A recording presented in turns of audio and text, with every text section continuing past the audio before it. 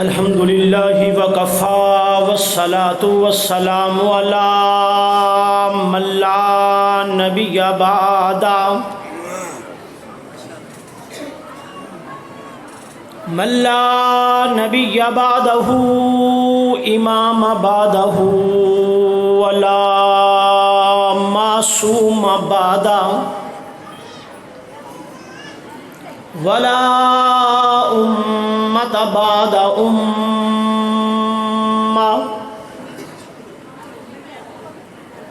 اعوذ باللہ السمیع العلیم من الشیطان الرجیم بسم اللہ الرحمن الرحیم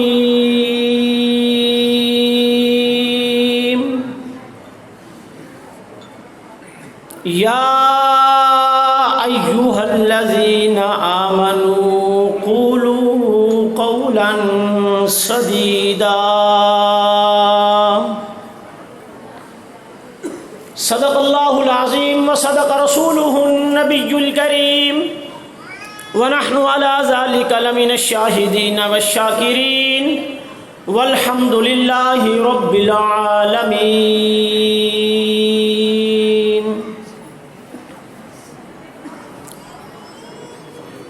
محترم حضرات،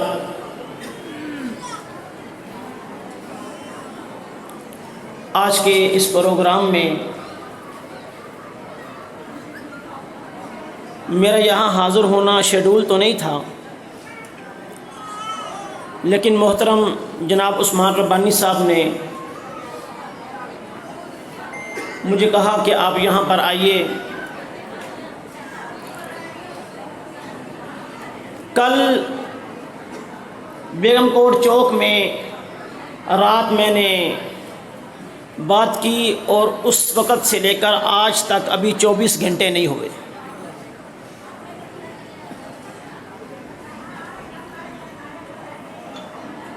میں نے صرف 2 باتیں آپ کی خدمت میں عرض کرنی ہیں۔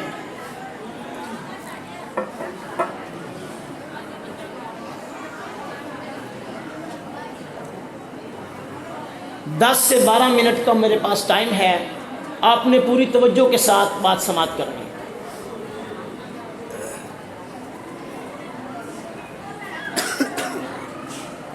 آج سے کچھ عرصہ پہلے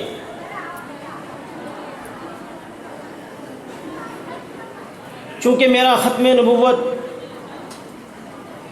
کورسز کا پڑھنے پڑھانے کا شغف ہے،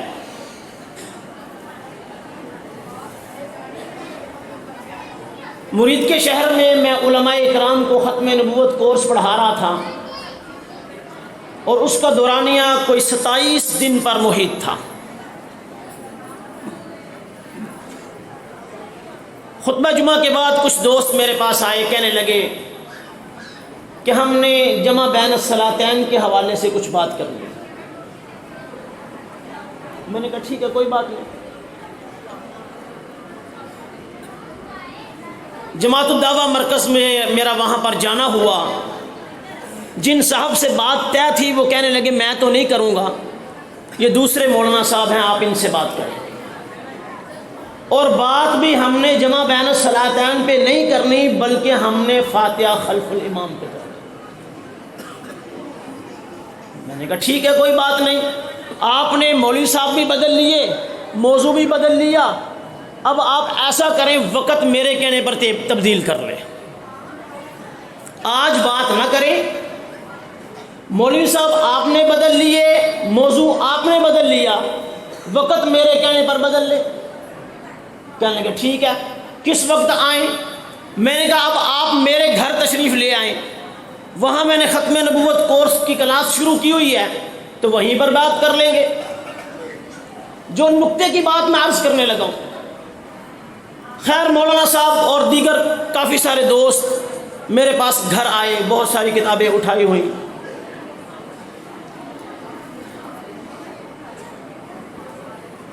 مجھے کہنے لگے کہ بات ہم نے قرات خلف الامام پہ نہیں کرنی، بلکہ بات ہم نے فاتحہ خلف الامام پہ کرنی۔ قرات خلف الامام پہ نہیں کرنی، توجہ میری طرف رکھیں، فاتحہ خلف الامام پہ کرنی ہے۔ میں نے کہا ذرا وضاحت کر دیں کہ فاتحہ قرات ہے یا نہیں ہے؟ کہنے لگے قرات تو ہے لیکن ہم نے بات خاص فاتحہ پہ کرنی ہے۔ میں نے کہا کوئی بات نہیں، اسی پہ کر لیں۔ ابو داؤد شریف کی روایت میں نے پڑھ کے سنائی، اللہ کے نبی صلی اللہ علیہ وسلم کا فرمان ہے، قال النبی صلی اللہ علیہ وسلم اذا کبر فکبروا واذا قرأ فانصتوا واذا قال غیر المغضوب علیہم ولا الضالین فقولوا آمین۔ مجھے کہنے لگے مولوی صاحب یہاں پر تو آپ نے فاتحہ کی تو حدیث نہیں سنائی، فَإِذَا قَرَأَ فَأَنصِتُوا یہاں پر تو قرات کی بات ہے۔ ہم پہلے طے کر چکے ہیں کہ ہم نے قرات خلف الامام کی بات نہیں کرنی بلکہ فاتحہ خلف الامام کی بات کرنی ہے۔ آپ نے تو حدیث پھر وہی پڑھ کر سنا دی۔ میں نے کہا حضرت توجہ آپ اس بات کی طرف فرمائیں کہ قرات خلف الامام نہیں بلکہ میں نے فاتحہ ہی کی دلیل دی ہے۔ وجہ اس کی یہ ہے کہ اللہ کے نبی صلی اللہ علیہ وسلم کا فرمان ہے کہ جب تکبیر کہی جائے تم تکبیر کہو، جب امام قرات شروع کرے تم خاموش ہو جاؤ۔ آگے فرمایا وَإِذَا قَالَ غَيْرِ الْمَغْضُوبِ عَلَيْهِمْ وَلَا الضَّالِّينَ جب امام غیر المغضوب علیہم ولا الضالین کہے تم اس کے جواب میں آمین کہو۔ میں نے کہا ابھی فاتحہ ختم نہیں ہوئی، قال غیر المغضوب علیہم ولا الضالین کہا نہیں گیا، اس سے پہلے ایک قرات سے منع کیا گیا ہے۔ اس قرات کے بارے میں آپ بتا دیجئے کہ فاتحہ سے پہلے قرات کون سی ہے؟ لا محالہ کوئی اور قرات ہو نہیں سکتی، یہ فاتحہ ہی ہے جس سے منع کیا گیا۔ یہ ایک اصول اور ضابطہ جب میں نے ان کے سامنے رکھا، اسی دوران چونکہ میرا کورس چل رہا تھا ختم نبوت کورس، اور مسئلہ میں اس وقت حیات عیسیٰ کے بارے میں دلائل چل رہے تھے، سب کا مسئلہ تمام امت مسلمہ کا اس بات پر سارے متفق ہیں کہ حضرت عیسیٰ علیہ السلام حیات ہیں۔ کیوں جی حیات ہیں یا نہیں ہیں؟ یہاں پر ہے یا آسمان پر؟ قرب قیامت تشریف لائیں گے یا نہیں لائیں گے؟ لیکن اس کے برخلاف مرزائیوں کا عقیدہ کیا ہے کہ عیسیٰ علیہ السلام، بولو بھائی، عیسیٰ علیہ السلام فوت ہو چکے۔ قرآن پاک کی آیت پڑھتے ہیں، اِذْ قَالَ اللَّهُ يَا عِيسَىٰ انی متوفی کا و رافیوں کا۔ یہی وہ آیت سبب بنی ہے اس بات کا کہ آج میں یہاں آپ کے درمیان موجود ہوں۔ اس آیت کی طرف مولانا صاحب تشریف رکھتے ہیں، یہ تو بخوبی اس بات کو سمجھتے ہیں۔ اللہ فرماتے ہیں اِذْ قَالَ اللَّهُ يَا عِيسَىٰ انی متوفی کا۔ مرزائی کہتے ہیں دیکھو قرآن کہتا ہے کہ ہم نے عیسیٰ علیہ السلام سے کہا ہم نے تمہیں فوت کر دیا، تمہیں وفات دے دی، ورافیوں کا، اور تمہیں بلند کیا۔ فوت ہونے کے بعد درجات بلند ہوتے ہیں، روح مال جسد بلند نہیں ہوتا۔ لیکن ہم اس کا جواب کیا دیتے ہیں؟ ہم کہتے ہیں اللہ پاک نے پہلے رفع کیا، پھر اللہ نزول کرے گا، پھر اس کے بعد پوری دنیا کے اوپر آپ تشریف لائیں گے، آپ کی اولاد ہوگی، آخر پر متوفی کا ہے، بعد میں آپ کو فوت کیا جائے گا۔ وہ کہیں گے مولوی صاحب آپ کیا کرتے ہو؟ یہ مرزائیوں کا جواب ہے۔ وہ کہتے ہیں آپ کیا بات کرتے ہو؟ آپ نے قرآن کریم کی ترتیب کو الٹ دیا، قرآن پاک کی ترتیب کو الٹ دیا۔ قرآن کہتا ہے متوفی کا اور آپ کہتے ہو متوفی کا بعد میں ہے، قرآن پہلے کہہ رہا ہے آپ بعد میں لے جا رہے ہو۔ ہم اس کا جواب مرزائیوں کو کیا دیتے ہیں کہ جناب یہاں پر واو مطلق جمع کے لیے آتی ہے، واو ترتیب کے لیے نہیں ہے، اس لیے متوفی کا معنی ہم بعد میں کریں گے۔ قرآن پاک میں اور مثالیں موجود ہیں جہاں پر قرآن کہتا ہے وسجدی ورکعی، سجدے کا تذکرہ پہلے ہے، رکوع کا تذکرہ بعد میں ہے۔ ہم رکوع پہلے کرتے ہیں، سجدہ بعد میں کرتے ہیں۔ قرآن کہتا ہے نکال الآخرۃ والاولی، آخرت کا تذکرہ پہلے ہے، دنیا کا تذکرہ بعد میں ہے۔ لیکن تجربہ اور مشاہدہ اور بتاتا ہے کہ دنیا پہلے ہے، آخرت بعد میں ہے۔ یہاں پر بھی واو مطلق جمع کے لیے ہے، ترتیب کے لیے نہیں۔ وہاں پر تو ہم ان کو یہ جواب دیتے ہیں، لیکن جب مولانا صاحب سے میں نے بات کی کہ یہاں پر ابھی ختم نہیں ہوا، اس سے پہلے بات کی جا رہی ہے، لہذا ان کے خلاف تو ہم یہ قانون چلائیں، لیکن یہاں پر ہم جہاں فاتحہ کی بات آئے وہاں پر دوسروں کو زیر کرنے کے لیے اپنے اصول کو، اپنے ضابطے کو، اپنے قانون کو تبدیل کر دیں، یہ کہاں کا انصاف ہے؟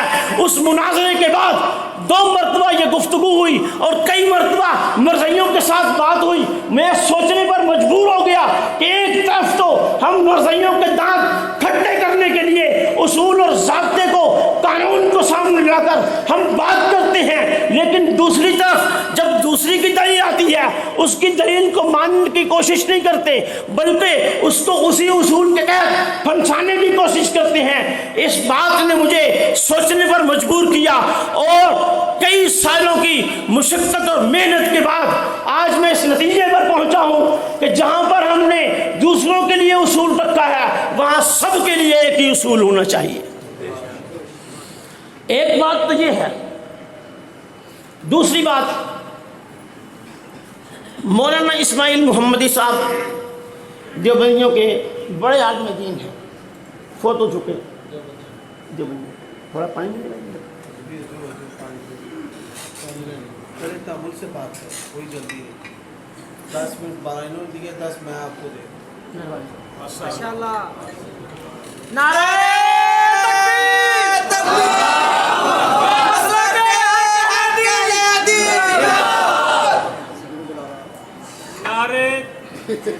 نعرہ تکبیر، صداقت مسلک کے حق اہل حدیث، صداقت مسلک کے حق اہل حدیث، اسلام مولانا عمر صدیق صاحب۔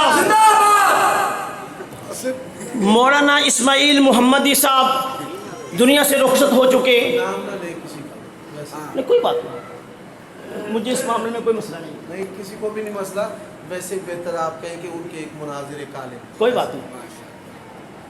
میرا ان سے ایک بات پر الجھاؤ ہوا، گفتگو کے بعد میں نے حضرت سے پوچھا، میں نے کہا یہ مسئلہ آپ ذرا بتائیں مجھے۔ میرے شہر کے علماء مجھے کہنے لگے تم گستاخی کر رہے ہو۔ کیا کر رہے ہو؟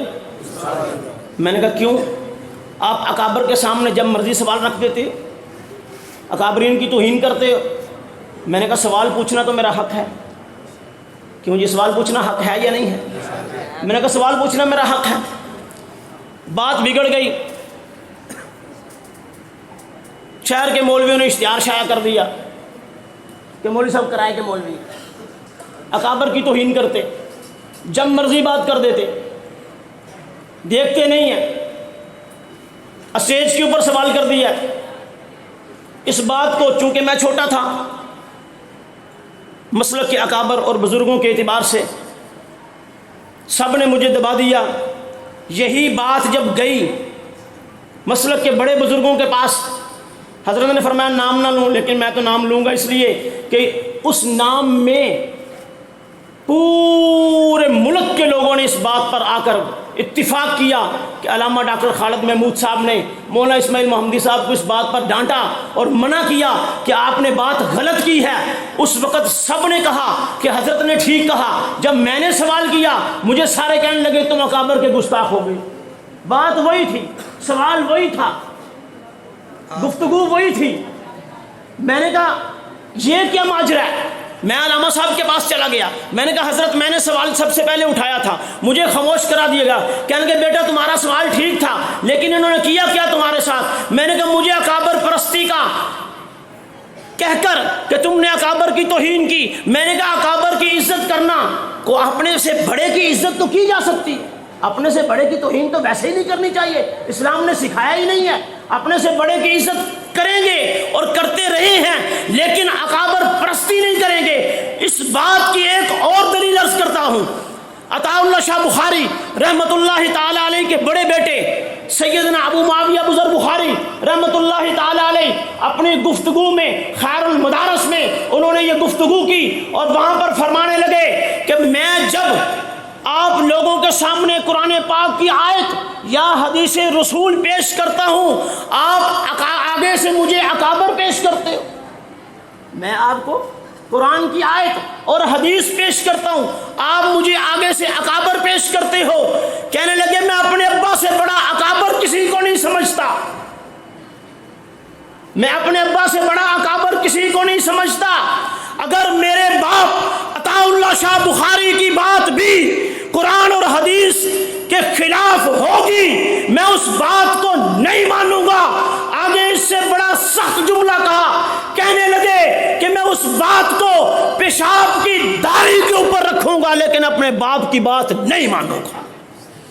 جہاں پر قرآن اور حدیث آئے گا وہاں کسی اور کی بات نہیں مانوں گا۔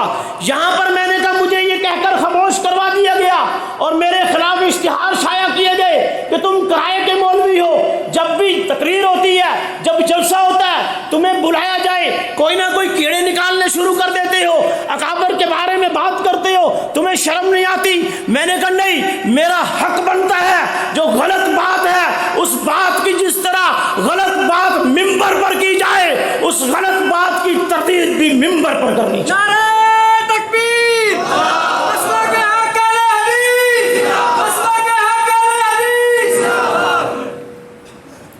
باتیں تو بہت ساری ہیں، کوئی ایک آدھ مسئلہ دیکھ کر نہیں میں نے یہ بات فیصلہ کیا، چونکہ میرا شغف بھی، حضرت تو بہت سارے مناظرے کرتے ہوں کہ میرا چونکہ شغف قادیانیوں کے ساتھ بات چیت کرنے کا ہے، اس لیے میں نے بہت ساری باتیں دیکھ کر اور کئی سال کی جستجو، 5 سال تک میں نے اہل تشیع سے پڑھا اور میں نے ساری تحقیق اسی بات پر کی ہے۔ 9 سال تک جامعہ اشرفیہ میں رہا ہوں، 15 سال سے جو پڑھا اس کے تحفظ کے لیے میدان میں نکلے، اور اللہ کا شکر ہے کہ شروع دن سے مسلکی بحثوں کی طرف میں بہت کم گیا ہوں۔ شروع دن سے میرا شغف قادیانیوں کے حوالے سے تھا اور اسی کی طرف میں نے محنت کی اور اسی کو دیکھا۔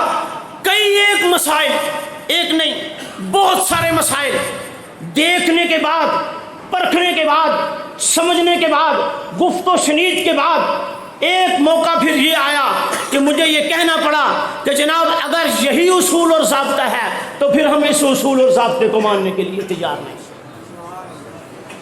ایک مختصر سی بات کر کے بات ختم کرتا ہوں۔ 2 باتیں میں نے وعدہ کیا تھا آپ حضرات کے سامنے کرنے کی، ایک میں نے خلف الامام کے حوالے، فاتحہ خلف الامام کے حوالے سے بات کی، اور دوسری بات میں نے اپنے مسلک کے مناظرین کے ساتھ جو میری گفت و شنید ہوئی اس حوالے سے بات کی، اور تیسری بات انتہائی مختصر سی، باتیں تو بہت ساری ہیں، پھر انشاءاللہ مجھے کبھی موقع ملا تو میں تفصیل عرض کروں گا۔ جامعہ اشرفیہ چونکہ میرا مادری علمی ہے، میں نے اپنی زندگی کے 9 برس وہاں پر گزارے ہیں۔ ہر مسئلے کے لیے جب بھی مسئلہ درپیش ہوتا میں دارالافتاء وہاں پہنچ جاتا۔ میرے ایک عزیز تھے، ان کا مسئلہ طلاق ثلاثہ کے اوپر ہو گیا، اپنی بیوی کو طلاق دے دی، مجھے ساتھ لے گیا وہ جامعہ اشرفیہ سے فتویٰ لینے کے لیے۔ میں نے کہا چلو، ان کے سامنے بات رکھی، مفتی صاحب فتویٰ لکھ رہے ہیں، تو بڑے مفتی صاحب تشریف لائے، کہنے لگے مولوی صاحب، توجہ میری بات کی طرف، کہنے لگے مولوی صاحب اپنے اس مسئلے پر نظر ثانی کریں، آپ کے اس مسئلے لکھنے پر بہت سے لوگ اہل حدیث ہو رہے ہیں، بہت سے لوگ اہل حدیث ہو رہے ہیں، آپ اس مسئلہ یعنی طلاق ثلاثہ کے مسئلے پر نظر ثانی کریں۔ میں نے وہ پیپر لیا اور اس دن کے بعد میرے ذہن کے اندر یہ بات آئی کہ اس میں کون سی ایسی چیز ہے کہ جس پر نظر ثانی کا کہا گیا ہے۔ وہاں سے اٹھ کر گجرانوالہ اشرف العلوم گیا، وہاں سے مسئلہ لیا، نصرت العلوم گیا، وہاں سے مسئلہ لیا، سارا کچھ دیکھنے کے بعد کچھ نہ کچھ تو ایسا ہے، کسی جگہ پر اشرف العلوم میں وہی فتویٰ آ رہا ہے کہ طلاق نہیں ہوئی، اشرفیہ سے وہی فتویٰ آ رہا ہے طلاق ہو گئی، اشرفیہ سے وہی فتویٰ آ رہا ہے طلاق ہو گئی، اشرف العلوم سے آ رہا ہے نہیں ہوئی۔ مجھے مفتی صاحب کی بات یاد آئی کہ کہیں نہ کہیں تو سکم ہے جو آپ فرما کے گئے، اس کے اوپر نظر ثانی کیجئے۔ اب اس نظر ثانی کرتے ہوئے ہم بھی کسی سٹیج اور مقام پر پہنچے ہیں، اور رات میں نے نے اس کا فیصلہ کیا اور میں نے ببانگ دہل یہ اعلان کیا، اور آج بھی آپ حضرات کے سامنے یہ صرف چند باتیں آپ کی سماع خراشی کی میں نے علامہ صاحب اور آپ کے درمیان خلل ڈالا، اس کے لیے معذرت خواہ ہوں۔ اللہ پاک سے دعا ہے کہ اللہ پاک مجھے آپ کو مسلک حق کا پر قائم رہنے کی اور اس کی خدمت کرنے کی، پرچار کرنے کی، قرآن و سنت کی روشنی میں، اور قرآن و سنت کو جگہ جگہ کریا کریا بستی بستی پہنچانے کی توفیق نصیب فرمائے۔ وآخر دعوانا الحمدللہ رب العالمین۔